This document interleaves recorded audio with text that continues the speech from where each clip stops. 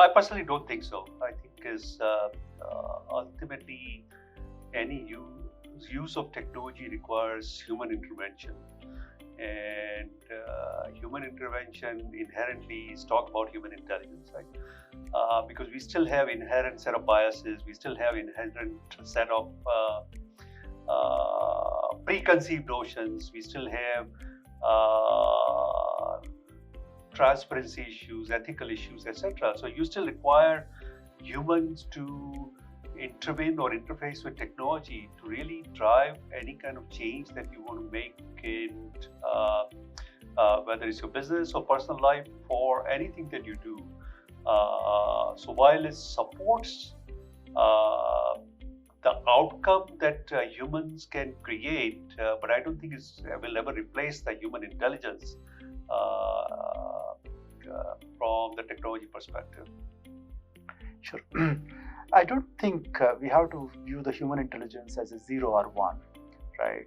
Human intelligence falls in a spectrum, and always the technology is replacing and slowly eroding the lower side of the human intelligence, right? So when calculators came, right, they started taking over a little bit of the human intelligence. That way the technology is slowly pushing the boundaries constantly and getting almost closer to the 100%, right? I'll take two examples. The first example is outside of generative AI I'll take, and one example I'll take generative AI. When people started actually writing computer program that plays chess, we thought that is the epitome of human intelligence. Computers never can beat human beings, right? We started creating deep blues or supercomputers at one point, and they were struggling to actually beat Garry Kasparov, right? And subsequently, suddenly there was a thought process, wait a minute, you are training the chess engine based on the historical human moves. No, let's not do that. Let it learn from its own moves, right? So that it will surpass the human intelligence. And very quickly we started having chess engines at this point, and they're way, way, way superior compared to even the top grandmasters. Now let's come into the generative AI space, right? Already we started seeing the breakthroughs where generative AI started solving some of the mathematical theorems in the problems that were not solved at all by human beings by having agent-based architecture. What we are trying to do here is we are trying to use the speed of the computers to beat the human intelligence, right? In this particular problem, they created multiple agents where each agent is coming up with a solution, trying to figure out, and very rapidly millions of solutions every hour it is coming up with to ultimately come up with a final mathematical solution that exists. No way a human being can actually process to that level. So now, in my personal view, with the advent of the speed and with the advent of intelligence, the combination surely can beat human intelligence in many, many, many, many tasks. Of course, there will be always one or two tasks where humans can continue to perform better. Well, I agree with Sridhar on most part, but I think it still requires humans to start something. Whether you're setting up a new organization, new product idea, to build a new team, to provide a leadership, etc., you still require humans and leaders to make that happen. While technology can facilitate the decisions that we have made, but there's no way it can replace the human side of approach that we take in building the organizations.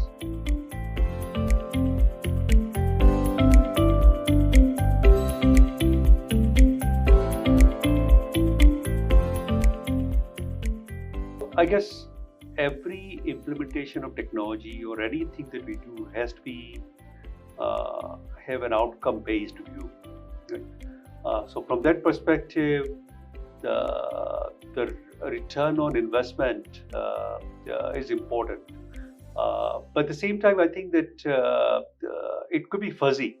And as the implementation of technology matures, as your own thought process matures, that goalpost might change.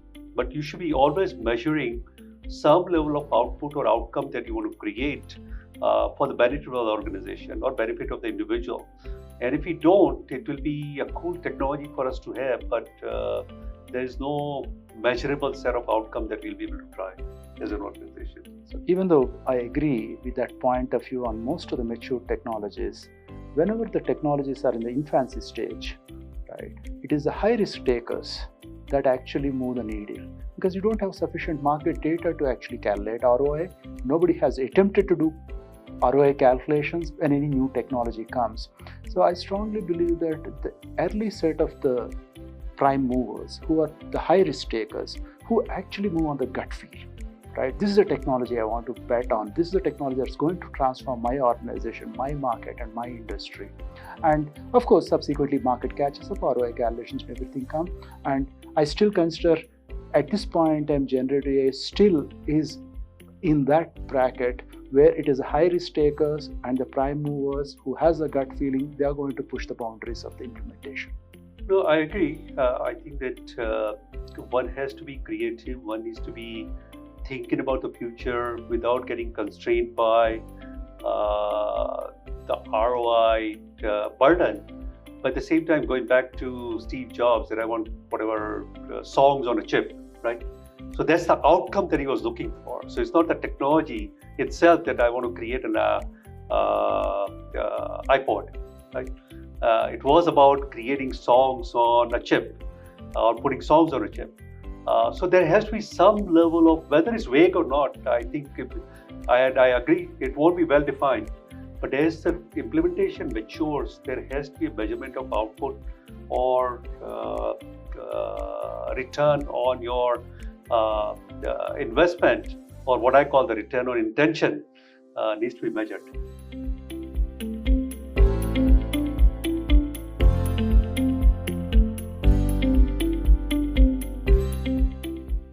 I'm not sure.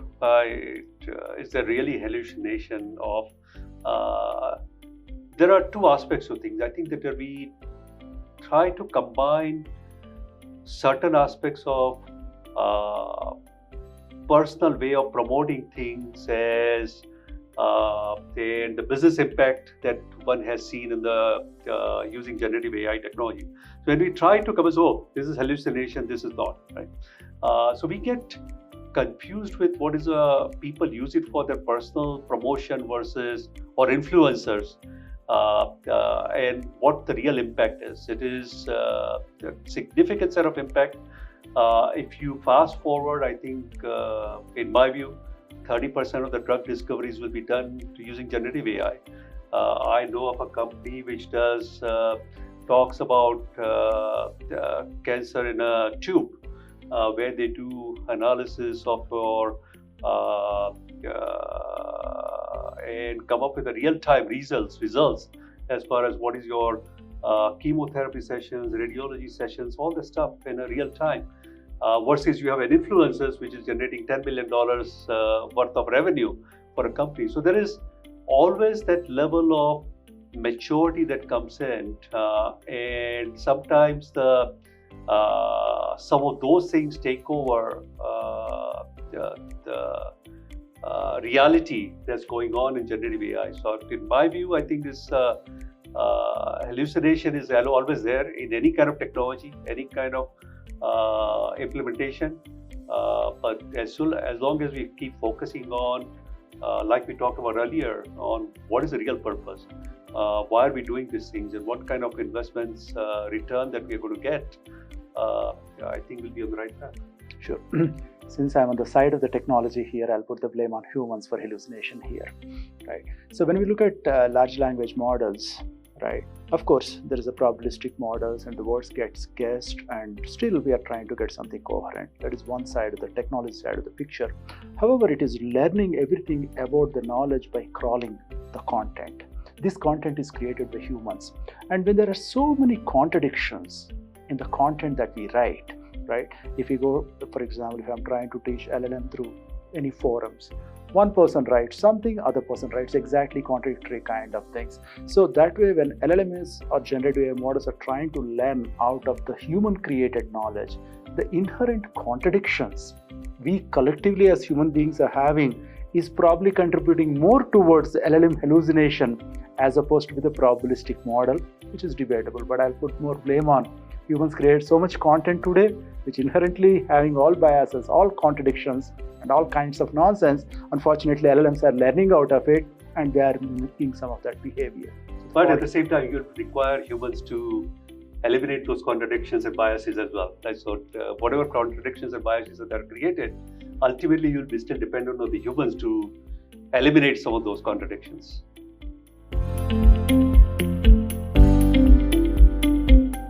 Well, the final verdict, I think, from our perspective is coexistence. I don't think it's either or. The technology will overshadow human intelligence, or humans will overshadow the technology part of it. I think it is how we utilize the technology, take advantage of the technology to benefit the businesses, to benefit the larger humankind, to improve our own environment is important. So I don't think it is either or. It is a combination of utilizing your own intuition, utilizing the advantage of the technology that offers so many different ways of doing things, or so many different ways of looking at things.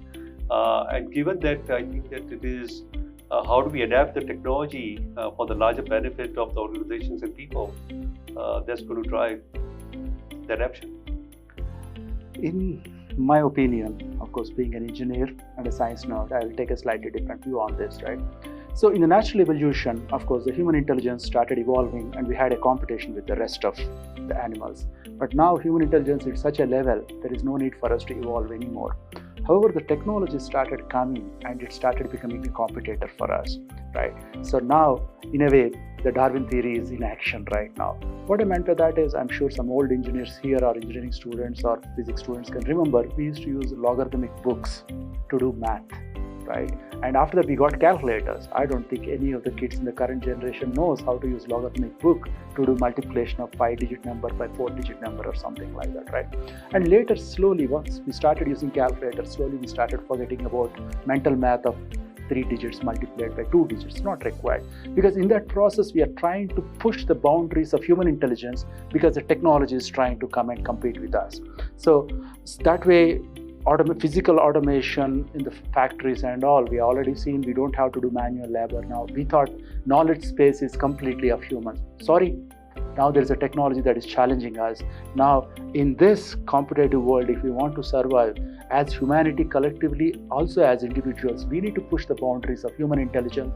Otherwise, they're almost at the doorstep of AGI, and with the LLMs and agent-based architecture, I think technology is going to give a tough competition to human intelligence, and we have to evolve.